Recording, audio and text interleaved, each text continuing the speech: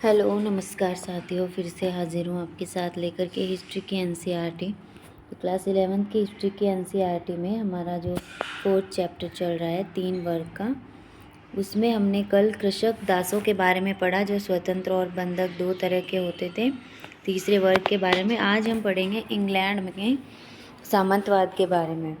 तो इंग्लैंड की जो वर्तमान रानी है वो विलियम प्रथम की उत्तराधिकारी हैं, ऐसा इस समय लिखा हुआ है। तो इंग्लैंड में सामंतवाद का विकास 11वीं सदी से होता है। कब होता है? 11वीं सदी से, ये हमें याद रखना है। 6ठी सदी से मध्य यूरोप से एंजिल और सैक्सन इंग्लैंड में आकर बस गए। इंग्लैंड देश का नाम एंजिल लैंड का रूपांतरण है, यानी एंजिल जो जनजाति हैं वो जब इंग्लैंड में जाके बसती हैं तो उसको एंजिल लैंड कहते हैं और धीरे धीरे ये इंग्लैंड नाम से बन जाता है। 11वीं सदी में नॉर्मैंडी के ड्यूक विलियम ने एक सेना के साथ इंग्लिश चैनल को पार कर इंग्लैंड में सैक्सन राजा को हरा दिया था। ये हमने देखा था फ्रांस के समय। तो इस समय फ्रांस और इंग्लैंड में क्षेत्रीय सीमाओं और व्यापार से उत्पन्न होने वाले विवादों के कारण प्राय युद्ध होते रहते थे। विलियम प्रथम ने भूमि नपवाई, उसके नक्शे बनवाए और उसे अपने साथ आए 180 नॉर्मन अभिजातों में बांट दिए। यही लॉर्ड राजा के प्रमुख काश्तकार बन गए, जिनसे वह सैन्य सहायता की उम्मीद करता था। वे राजा को कुछ नाइट देने के लिए बाध्य थे। शीघ्र ही वे नाइटों को कुछ भूमि उपहार में देने लगे, जिनसे वे उसी प्रकार की सेवा की आशा रखते थे जैसी वे राजा की करते थे। किंतु वे नाइटों का अपने निजी युद्धों के लिए उपयोग नहीं कर सकते थे, क्योंकि इस पर इंग्लैंड में प्रतिबंध था। एंग्लो सैक्सन कृषक विभिन्न स्तरों के भूस्वामियों के काश्तकार बन गए। यहाँ पे हमें 13वीं सदी के इंग्लैंड का हैवर दुर्ग यहाँ पे दिखाया गया है, जो काफ़ी फेमस है। फिर हम देखते हैं सामाजिक और आर्थिक संबंधों को प्रभावित करने वाले कारक। यद्यपि हम प्रथम दोनों वर्गों के सदस्यों ने सामाजिक व्यवस्था को स्थिर और अपरिवर्तनीय पाया, परंतु वहाँ अनेक प्रक्रियाएं थी जो व्यवस्था को बदल रही थी। इनमें से कुछ, जैसे पर्यावरण में परिवर्तन, धीरे धीरे लगभग और अदृश्य थे। अन्य परिवर्तन जैसे कृषि प्रौद्योगिकी में बदलाव और भूमि का उपयोग अधिक स्पष्ट थे। लॉर्ड और सामंत के सामाजिक और आर्थिक संबंध इन परिवर्तनों से बने थे और इन्हें प्रभावित भी कर रहे थे। हम इन प्रक्रियाओं की बारी बारी से जांच करेंगे। पर्यावरण के बारे में हम यहाँ पे देखते हैं कि 5वीं से 10वीं सदी तक यूरोप का अधिकांश भाग विस्तृत वनों से घिरा हुआ था। अतः कृषि के लिए उपलब्ध भूमि बहुत ही सीमित थी। इसके साथ ही अपनी परिस्थितियों से असंतुष्ट कृषक अत्याचार से बचने के लिए वहां से भागकर वनों में शरण ले सकते थे। इस समय यूरोप में तीव्र ठंड का दौर चल रहा था। इससे सर्दियां प्रचंड और लंबी अवधि की हो गई थी, तो फसलों का उपज काल बहुत ही छोटा हो गया और इस कारण कृषि की पैदावार भी कम हो गई। 11वीं सदी से यूरोप में एक गर्माहट का दौर शुरू हो गया और औसत तापमान भी बढ़ गया, जिससे कृषि पर अच्छा प्रभाव पड़ा। कृषकों को कृषि के लिए अब लंबी अवधि मिलने लगी। मिट्टी पर पाले का असर कम होने के कारण आसानी से खेती की जा सकती थी। पर्यावरण इतिहासकारों का कहना है कि इससे यूरोप के अनेक भागों के वन क्षेत्रों में उल्लेखनीय कमी हुई, फलस्वरूप कृषि भूमि का भी विस्तार हुआ। यहाँ पे हम देखेंगे भूमि का उपयोग किस तरह से करते थे ये। तो प्रारंभ में कृषि प्रौद्योगिकी बहुत ही आदिम किस्म की थी, यानी बहुत ही पुरानी प्रकार की थी। कृषि को मिलने वाली यांत्रिक मदद केवल बैलों की जोड़ी से चलने वाला एक लकड़ी का हल था। यह हल केवल पृथ्वी की सतह को खुरच ही सकता था। यह भूमि की प्राकृतिक उत्पादकता को पूरी तरह से बाहर निकाल पाने में असमर्थ था। इसलिए कृषि में अत्यधिक परिश्रम करना पड़ता था। भूमि को प्राय 4 वर्ष में एक बार हाथ से खोदा जाता था और उसमें अत्यधिक मानव श्रम की आवश्यकता होती थी। साथ ही फसल चक्र के एक प्रभावहीन तरीके का उपयोग हो रहा था। भूमि को 2 भागों में बांट दिया जाता था। एक भाग में शरद ऋतु में सर्दी का गेहूं बोया जाता था, जबकि दूसरी भूमि में परती या खाली रखा जाता था। अगले वर्ष परती भूमि पर राई बोई जाती थी, जबकि दूसरा आधा भाग खाली रह जाता था। तो इस व्यवस्था के कारण मिट्टी की उर्वरता धीरे धीरे ह्रास होने लगी और प्राय अकाल पड़ने लगे। तो दीर्घकालिक कुपोषण और विनाशकारी अकाल बारी बारी से पड़ने लगे, जिससे गरीबों के लिए जीवन अत्यंत दुष्कर हो गया। अब कई कठिनाइयों के बावजूद लॉर्ड अपनी आय को अधिकतम करने के लिए उत्सुक रहते थे। हालांकि भूमि के उत्पादन को बढ़ाना संभव नहीं था, इसलिए कृषकों को मेनरों की जागीर, जो हमने पीछे देखी थी, उनकी समस्त भूमि को कृषिगत बनाने के लिए बाध्य होना पड़ता था और इस कार्य को करने के लिए उन्हें नियमानुसार निर्धारित समय से अधिक समय देना पड़ता था। कृषक इस अत्याचार को चुपचाप नहीं सहते थे। चूँकि वे खुलकर विरोध भी नहीं कर सकते थे, इसलिए उन्होंने निष्क्रिय प्रतिरोध का सहारा लिया। वे अपने खेतों पर कृषि करने में अधिक समय लगाने लगे और उस मेहनत का अधिकतर उत्पाद अपने लिए रखने लगे और वे बेगार करने से अब बचने लगे। तो चारागाह और वन भूमि के कारण उनका उन लॉर्डों के साथ विवाद भी होने लगा। लॉर्ड इस भूमि को अपनी व्यक्तिगत संपत्ति समझते थे, जबकि कृषक इसको संपूर्ण समुदाय द्वारा उपयोग की जाने वाली साझा संपदा समझते थे। यानी जो वन है, चारागाह है, ये सार्वजनिक होते थे, लेकिन लॉर्ड के साथ विवाद होने लगा कि ये भूमि लॉर्ड अपनी समझने लगे। नई कृषि प्रौद्योगिकी। अब कृषि में धीरे धीरे क्या बदलाव हमें देखने को मिलते हैं, क्या नवीनीकरण आता है। 11वीं सदी तक विभिन्न प्रौद्योगिकियों में बदलाव के प्रमाण मिलते हैं। मूल रूप से लकड़ी के बने हल के स्थान पर अब लोहे की भारी नोक वाले हल और सांचेदार पटरे का उपयोग होने लगा। ऐसे हल अधिक गहरा खोद सकते थे और सांचेदार पटरे सही ढंग से ऊपरी मृदा को उलट सकते थे। इसके फलस्वरूप भूमि में व्याप्त पौष्टिक तत्वों का बेहतर उपयोग होने लगा। पशुओं को हलों में जोतने के तरीकों में सुधार हुआ। गले के स्थान पर जुआ अब कंधे पर बांधा जाने लगा। यानी पशुओं को बांधने का जो जोतने का तरीका है वो भी अलग अलग तरीके से होने लगा। इससे पशुओं को अधिक शक्ति मिलने लगी। घोड़े के खुरों पर अब लोहे की नाल लगाई जाने लगी, जिससे उनके खुर अधिक सुरक्षित हो गए। कृषि के लिए वायु और जल शक्ति का उपयोग बहुतायत में होने लगा।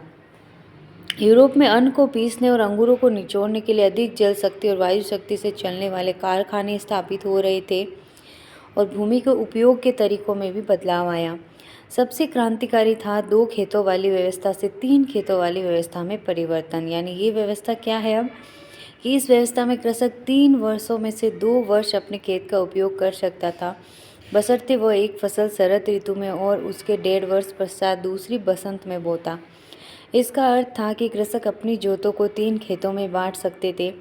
वे मानव उपभोग के लिए एक खेत में शरद ऋतु में गेहूं या राई बो सकते थे, दूसरे में बसंत ऋतु में मनुष्यों के उपभोग के लिए मटर, सेम और मसूर तथा घोड़ों के लिए जौ और बाजरा बो सकते थे। तीसरा खेत परती यानी खाली रखा जाता था। प्रत्येक वर्ष वे तीनों खेतों का प्रयोग बदल बदल कर करते थे। तो इन सुधारों के कारण भूमि की प्रत्येक इकाई में होने वाले उत्पादन में तेजी से बढ़ोतरी हुई। भोजन की उपलब्धता भी दुगनी हो गई। मटर और सेम जैसे पौधे का अधिक उपयोग एक औसत यूरोप के आहार में अधिक प्रोटीन का और उनके पशुओं के लिए अच्छे चारे का स्रोत बन गया। फलस्वरूप कृषकों को बेहतर अवसर मिलने लगा। वे अब कम भूमि पर अधिक भोजन का उत्पादन कर सकते थे। 13वीं सदी तक एक कृषक के खेत का औसत आकार 100 एकड़ से घटकर 20 से 30 एकड़ तक रह गया। छोटी जोतों पर अधिक कुशलता से कृषि की जा सकती थी और उसमें कम श्रम की भी आवश्यकता थी, तो इससे कृषकों को अन्य गतिविधियों के लिए समय मिला। इनमें से कुछ प्रौद्योगिकी बदलाव में अधिक धन लगता था। कृषकों के पास पनचक्की और पवन चक्की स्थापित करने के लिए पर्याप्त धन नहीं था, इसलिए इस मामले में पहले लॉर्डों द्वारा की गई। यानी जो तकनीकियाँ हैं उनमें बदलाव लाने के लिए पैसे बहुत लगते थे, तो कृषक तो ये नहीं कर सकते थे क्योंकि उनके पास पर्याप्त धन नहीं था। तो ये पहल भी लॉर्डों द्वारा ही की गई। लॉर्डों ने ये जो अच्छी अच्छी मशीनें हैं, चक्कियाँ हैं, ये अपने ज़मीनों पे लगवाई। परंतु कृषक भी कई अन्य क्षेत्रों में पहल करने में सक्षम रहे, जैसे कि खेती योग्य भूमि का विस्तार करने में। उन्होंने फसलों की 3 चक्रीय व्यवस्था को अपनाया और गाँवों में लोहार की दुकानें और भट्टियाँ स्थापित की, जहाँ पर लोहे की नोक वाले हल और घोड़े की नाल बनाने और मरम्मत करने के कामों को सस्ती दरों पर किया जाने लगा। अब 11वीं सदी से व्यक्तिगत संबंध जो सामंतवाद का आधार थे वे कमज़ोर पड़ने लगे, क्योंकि आर्थिक लेन देन अधिक से अधिक मुद्रा पर आधारित होने लगा। लॉर्डों को लगान उनकी सेवाओं के बजाय अब नकदी में लेना अधिक सुविधाजनक लगने लगा और कृषकों ने अपनी फसल व्यापारियों को मुद्रा में, यानी उन्हें वस्तुओं के बदले के स्थान पर जो धन है उसके बदले में बेचना शुरू कर दिया। पहले वस्तु विनिमय चलता था। जो पुनः उन वस्तुओं को शहर में बेच देते थे। धन का बढ़ता उपयोग कीमतों को प्रभावित करने लगा, जो खराब फसल के समय बहुत अधिक हो जाती थी। उदाहरण के लिए इंग्लैंड में 1270 और 1320 के बीच कृषि मूल्य दुगने हो गए थे। तो चौथा वर्ग, यहाँ पे हम अनुमान लगा सकते हैं कि कहीं ना कहीं 1270 और 1320 के बीच में इन 50 सालों में कृषि खराब रही होगी, इसीलिए मूल्य दुगने हो गए। अब यहाँ पे हमें चौथे वर्ग के बारे में बताया तो नहीं गया है, लेकिन नए नगर और नगरवासी को हमने चौथे वर्ग का नाम दिया है। वर्ग तो यहाँ पे 3 ही होते हैं, तो देखते हैं हम इसके बारे में भी।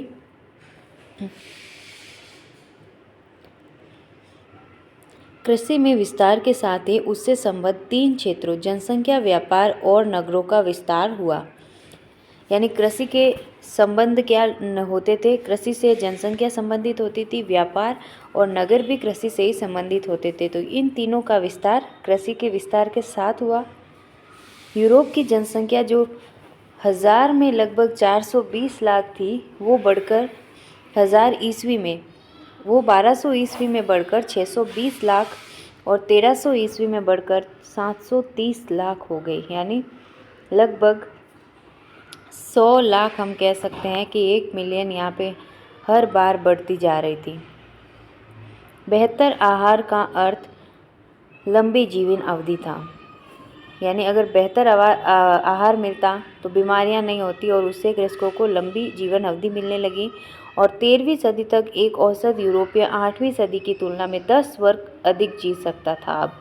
और पुरुषों की तुलना में स्त्री और बालिकाओं की जीवन अवधि छोटी होती थी, क्योंकि पुरुष बेहतर भोजन करते थे और स्त्रियों को कहीं ना कहीं इन चीज़ों में कमी मिल जाती थी। रोमन साम्राज्य के पतन के पश्चात उसके नगर उजाड़ और तबाह हो गए थे, परंतु 11वीं सदी से जब कृषि का विस्तार हुआ और अधिक जनसंख्या का भार सहने में सक्षम हुई, तो नगर फिर से बढ़ने लगे। और जिन कृषकों के पास अपनी आवश्यकता से अधिक खाद्यान्न होता था, उन्हें एक ऐसे स्थान की आवश्यकता महसूस हुई जहां वे अपना एक बिक्री केंद्र स्थापित कर सके, जहां से वे अपने उपकरण और कपड़े खरीद सके। इस ज़रूरत ने मियादी हाट मेलों को बढ़ावा दिया और छोटे विपणन केंद्रों का विकास किया। यानी छोटी छोटी मंडियां यहाँ पे बनने लगी, जिनमें धीरे धीरे नगरों के लक्षण विकसित होने लगे। एक नगर चौक, चर्च, सड़कें जहाँ पर व्यापारी घर और दुकानों का निर्माण कर सके, और एक कार्यालय जहाँ से नगर पर शासन करने वाले व्यक्ति मिल सके।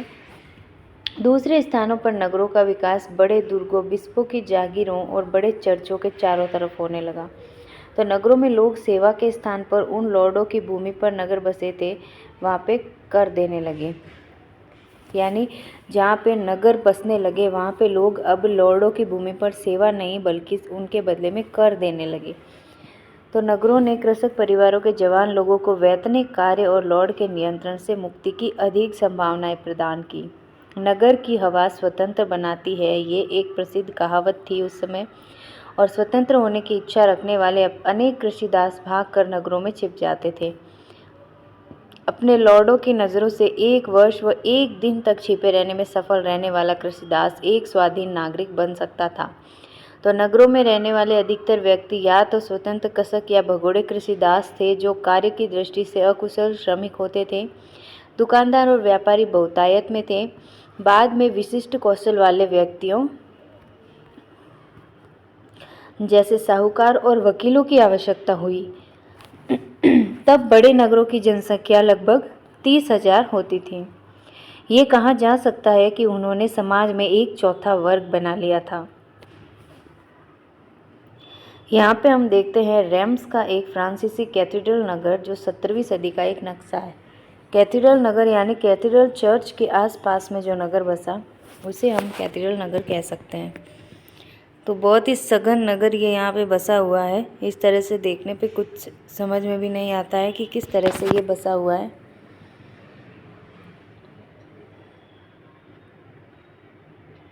ये देखिए, बहुत सघन आबादी और लगभग सड़कें, हर चीज़ की हमें यहाँ पे सुविधा, और यहाँ पे गलियाँ इस तरह से दिखाई देती है, अच्छे अच्छे मकान। और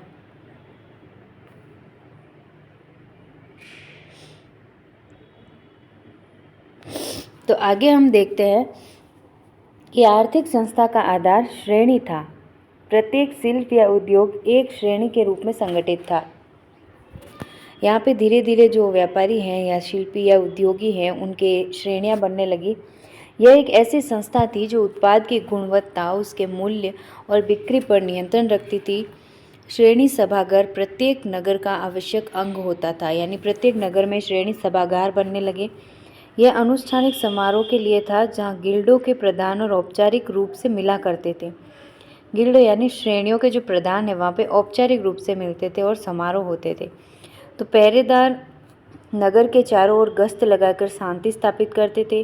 संगीतकारों को प्रीति भोज और नागरिक जुलूसों में अपनी कला प्रदर्शन करने के लिए बुलाया जाता था और सराय वाले यात्रियों की देखभाल करते थे।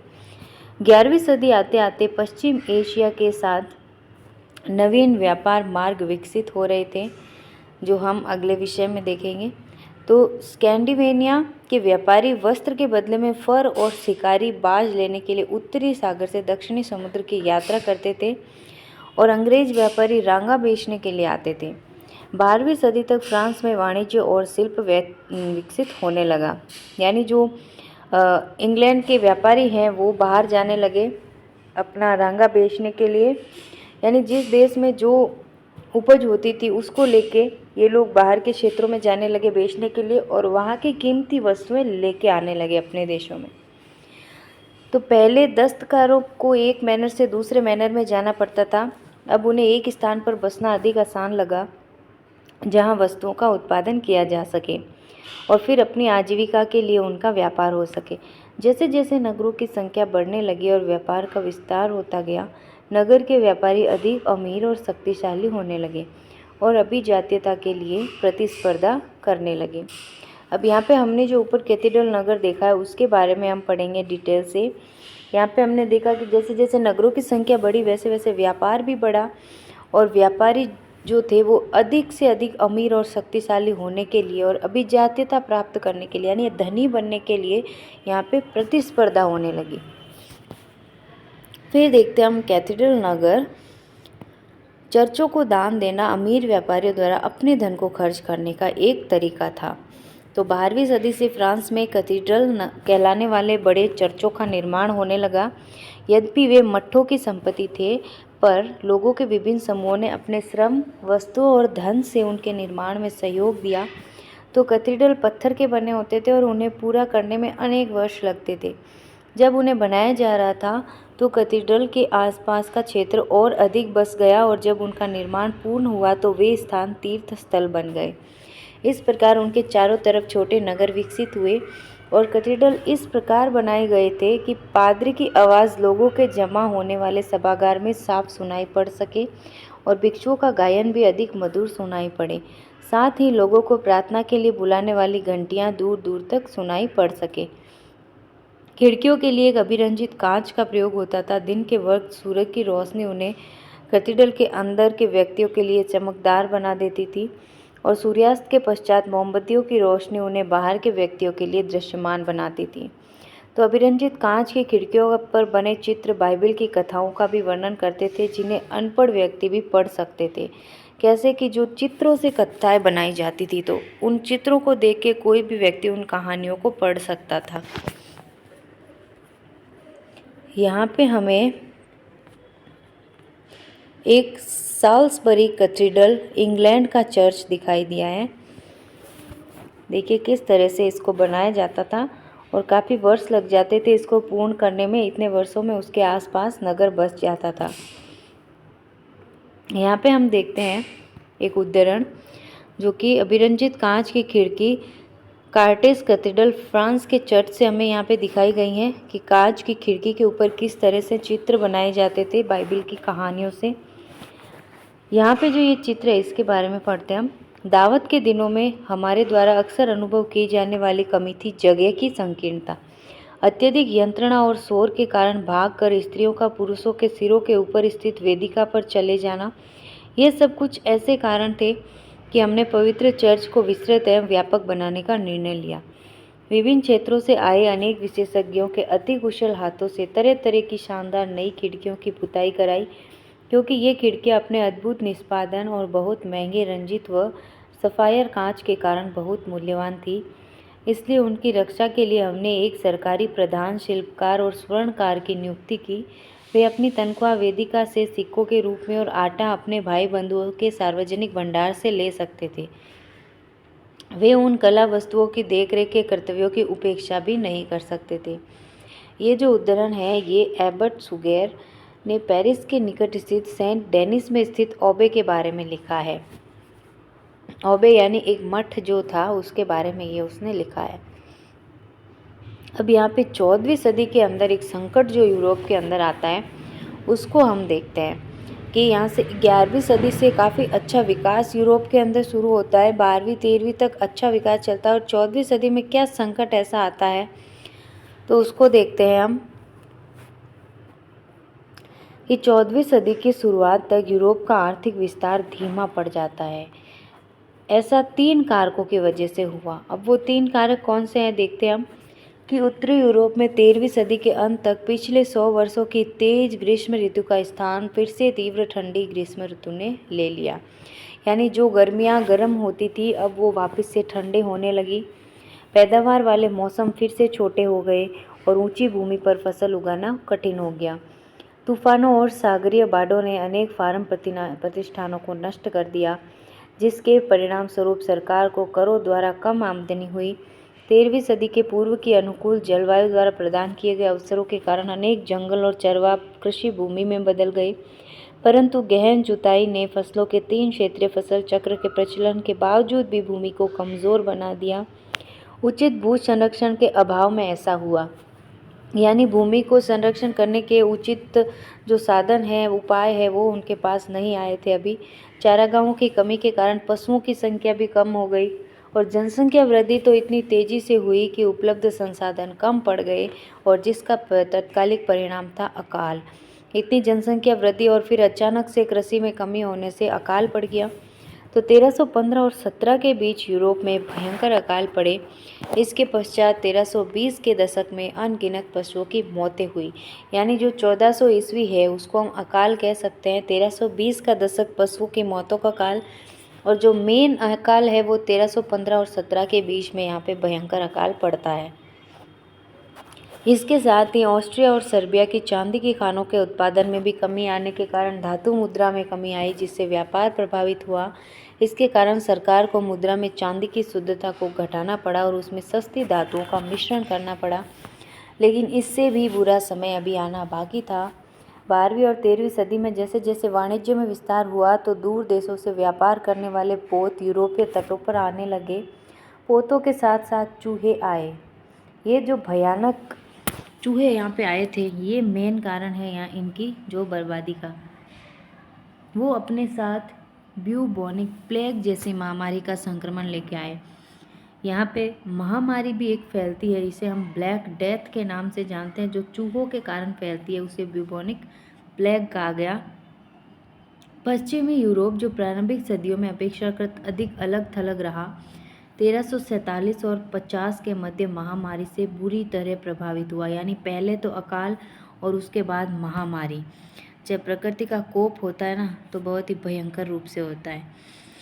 आधुनिक आकलन के आधार पर यूरोप की आबादी करीब 20% भाग इसमें काल कवलित हो गया, जबकि कुछ स्थानों पर मरने वालों की संख्या वहाँ की जनसंख्या का 40% तक थी। इतनी भयानक मौतें वहाँ पे हुई। तो देखते हैं हम आगे का उद्धरण कि इस भयानक बीमारी के बारे में।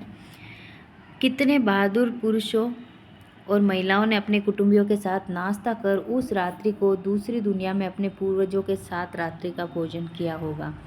लोगों की हालत दयनीय थी जिसे देखा नहीं जा सकता था। वे हजारों की संख्या में प्रतिदिन बीमार होते थे और बिना किसी मदद के ही मर जाते थे। अनेक खुली गलियों में मरते थे, बाकी अपने घरों में मरते थे। इसका पता उनके सड़े शरीर की बदबू से चलता था। चूँकि पवित्र कब्रिस्तान इतनी अधिक संख्या में शरीरों को दबाने के लिए पर्याप्त नहीं थे, अतः उन सैकड़ों की संख्या में बड़ी बड़ी खंदकों में डाल दिया जाता था, जैसे कि पोत में सामान को भरा जाता है और ऊपर थोड़ी सी मिट्टी डाल दी जाती है। जिस तरह से अभी महामारी आई थी 2020 और 21 के अंदर कोरोना, पहले तो कोरोना महामारी आती है जब मनुष्य इतने मरते हैं कि उनको जलाने के लिए भी स्थान नहीं बचते, और फिर उसके बाद अगले वर्ष आती है जानवरों के अंदर, जो हमने देखा लंपी किस तरह से गाड़ियाँ गायें भर भर के जा रही थी। तो ये जब महामारी आती है ना तो बहुत ही बुरा विनाश करती है। ये जो उदाहरण है ये जियोवानी बोकाशियो का है, इटालवी लेखक है ये, काफ़ी फेमस। तो 14वीं सदी के इस भयंकर, पहले तो अकाल और उसके बाद में महामारी जो आती है प्लेग, उसके बारे में देखा हमने। तो इससे आगे फिर किस तरह से जनसंख्या घटती है और किस तरह से इनका जो है आर्थिक और जो है जनसंख्या वृद्धि भी घटती है, सब तरह से काफ़ी विनाश होता है। ये देखते हैं हम अगले वीडियो में। तो आज के लिए बस इतना ही चाहती हूँ। बहुत बहुत धन्यवाद आपका। नमस्कार।